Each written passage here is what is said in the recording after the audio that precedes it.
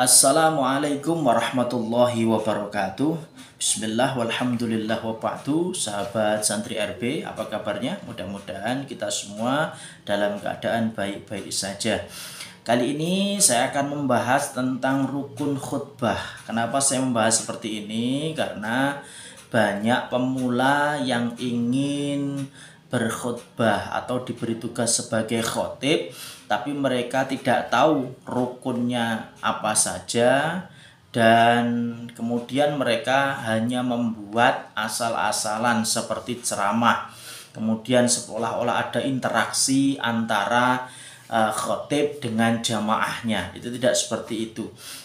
Jadi sebelum saya sampaikan rukun khutbah itu apa saja, khutbah itu ada kalanya khutbah Jumat, ada kalanya khutbah sholat hari raya, atau ada kalanya juga khutbah nikah, ada juga khutbah gerhana bulan atau gerhana matahari, dan juga ada khutbah sholat istisqa. Yang saya titik beratkan di sini adalah khutbah Jumat. Secara umum sebenarnya rukun khutbah itu sama saja ya.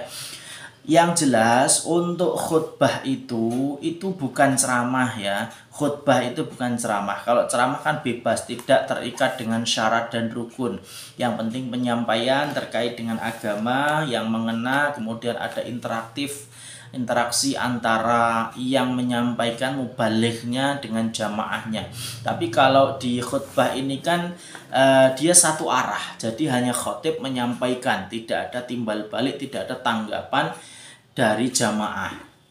Jamaah hanya disyaratkan untuk mendengarkan saja. Nah, khutbah ini tidak boleh terlalu lama ya. Banyak yang khutbah itu sampai setengah jam, ada sampai 25 menit, 20 menit, itu udah kelamaan. Khutbah itu ya maksimal itu ya 10 menit lah, itu sudah lama itu.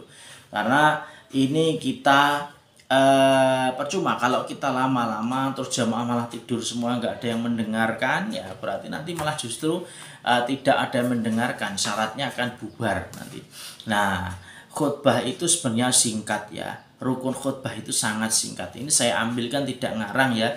Ini dari khutbah Jumat 7 menit. Ini karya Kiai Haji Marzuki Mustamar ya.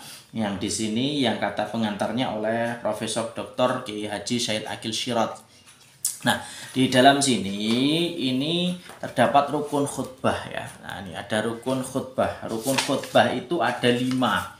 Yang pertama yaitu memuji kepada Allah Subhanahu wa taala pada khutbah pertama dan khutbah kedua. Memuji itu apa? Mengucapkan alhamdulillah, alhamdulillahirabbil alamin wa bihi nasta'in, dan seterusnya, atau alhamdulillahilladzi arsala rasulahu bil huda wa dinil haq, dan seterusnya.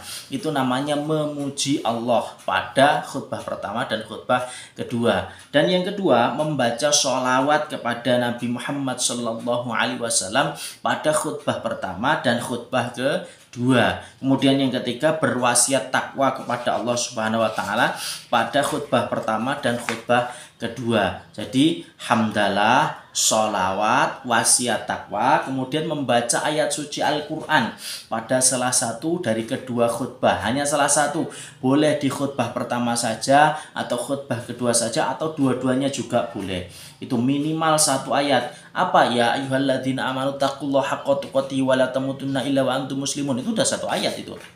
Atau alhamdulillahilladzi an'ama 'alaina bi ni'matil iman, kemudian kita sholawat, kemudian kita berwasiat takwa, fa ya ayyuhal hadzirun usikum wa nafsi bitaqullah. Kemudian ayatnya apa? Al yauma nakhtimu 'ala afwahihim wa tukallimuna aydihim wa tasyhadu arjuluhum bima kanu yaksibun.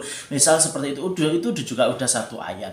Kemudian yang terakhir, rukun yang terakhir yang kelima, yaitu berdoa untuk kaum muslimin dan muslimat pada khutbah kedua. Jadi itu saja sebenarnya.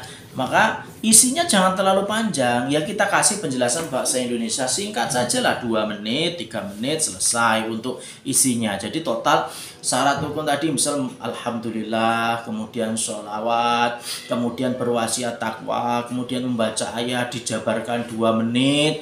Nah, itu kan sudah 6 menit, kemudian ditutup dengan barakallahu li wa lakum fil Qur'anil azim itu untuk khutbah pertama. Nah, itu sudah cukup, sudah 7 menit. Itu sudah maksimal. Tidak usah terlalu lama. Jadi itu ya. Kalau mau jadi khutbah jangan terlalu lama.